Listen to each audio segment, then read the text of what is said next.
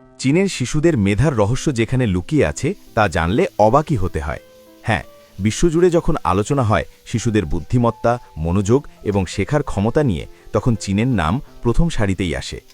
আন্তর্জাতিক মূল্যায়নে দেখা যায় চীনা শিশুরা কেবল পরীক্ষায় ভালো ফল করে না, বরং তাদের মনোযোগ ও স্মৃতিশক্তিও আশ্চর্যজনকভাবে উন্নত। অনেকেই মনে করেন এর পেছনে আছে কঠোর শিক্ষানীতি কিংবা প্রতিযোগিতামূলক সংস্কৃতি, কিন্তু আসল রহস্যটা লুকিয়ে আছে তাদের খাবারের টেবিলে, প্রতিদিনের সেই সহজ অথচ বিজ্ঞানসম্মত খাদ্যাভ্যাসে। চীনের পরিবারগুলোতে সকালের শুরুটা হয় খুব সাধারণভাবে, কিন্তু সেই সাধারণের ভেতরেই লুকিয়ে থাকে এক গভীর বিজ্ঞান। শহর হোক বা গ্রাম, প্রায় প্রতিটি পরিবারের রান্নাঘরে দেখা যায় অঙ্কুরিত মুগ ডালের বীজ। এটি কেবল একটি খাবার নয়, বরং প্রজন্মের পর প্রজন্ম ধরে চলে আসা এক ঐতিহ্য, যার মূল লক্ষ্য মস্তিষ্কের বিকাশ। চীনা অভিভাবকরা বিশ্বাস করেন বুদ্ধিমত্তা গড়ে ওঠে প্রাকৃতিক উপাদান থেকেই, তাই তারা বাচ্চাদের হাতে তুলে দেন এক মুঠো অঙ্কুরিত মুগ ডাল, যা শুধু শক্তি যোগায় না, মস্তিষ্ককেও করে তীক্ষ্ণ ও সজীব। বিজ্ঞানও বলছে তাই। অঙ্কুরোদ্গমের পর মুগ ডালের ভেতরে তৈরি হয় এনজাইম ও ভিটামিন বি কমপ্লেক্স, যা স্নায়ুতন্ত্রের বিকাশে অসাধারণ ভূমিকা রাখে। পাশাপাশি এতে থাকে আয়রন, ক্যালসিয়াম, ফাইবার ও অ্যান্টিঅক্সিডেন্ট উপাদান, যা মস্তিষ্কের কোষকে রক্ষা করে এবং শিশুর শেখার ক্ষমতা বাড়ায়।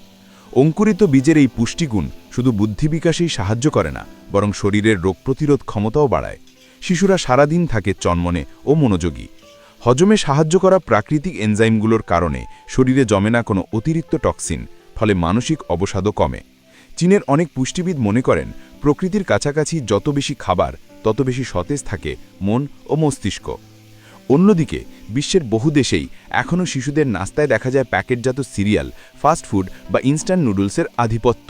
এসব খাবারে থাকা ট্রান্স ফ্যাট, সংরক্ষণ উপাদান ও অতিরিক্ত চিনি শিশুর শরীরে বিষক্রিয়ার মতো কাজ করে।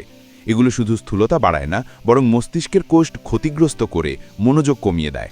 ফলে শিশুরা সহজেই ক্লান্ত হয়ে পড়ে, শেখার আগ্রহ হারায়। চীনের খাদ্য সংস্কৃতির সবচেয়ে বড় শক্তি হল তাদের ভারসাম্য। সকালের নাস্তায় তারা রাখে হালকা ডাল ভাত, অঙ্কুরিত শস্য, সেদ্ধ ডিম ও শাকসবজি। এসব খাবার পেট ভরায় কিন্তু ভারী করে না। প্রক্রিয়াজাত খাদ্যের পরিবর্তে প্রাকৃতিক উপাদানই সেখানে মূল গুরুত্ব পায়। এর ফলে শিশুর শরীরে স্থায়ী শক্তি তৈরি হয়, যা দীর্ঘ সময় পড়াশোনায় মনোযোগ ধরে রাখতে সাহায্য করে। চীনের শিক্ষা মনোবিজ্ঞানীরা বলেন শিশুর শেখার আগ্রহ বা মনোযোগ কোনো কৃত্রিম উপায়ে বাড়ানো যায় না। এটি আসে শরীর ও মনের ভারসাম্য থেকে, আর সেই ভারসাম্যের সূচনা হয় সঠিক খাবার থেকে। মুগ ডালের মতো শস্য শুধু পুষ্টি যোগায় না, শিশুর মস্তিষ্ককে শেখার জন্য প্রস্তুত করে তোলে। আমাদের দেশেও শিশুদের মেধা বিকাশ নিয়ে নানা আলোচনা হয়, কিন্তু নাস্তার টেবিলে এখনও প্রাধান্য পায় প্যাকেটজাত খাবার, যা অল্প সময়ের সুবিধা দিলেও দীর্ঘমেয়াদী ক্ষতি করে মস্তিষ্ক ও শরীরকে। অথচ চীনের এই সহজ অথচ কার্যকর অভ্যাস থেকে শিক্ষা নিলে পরিবর্তন আনা সম্ভব।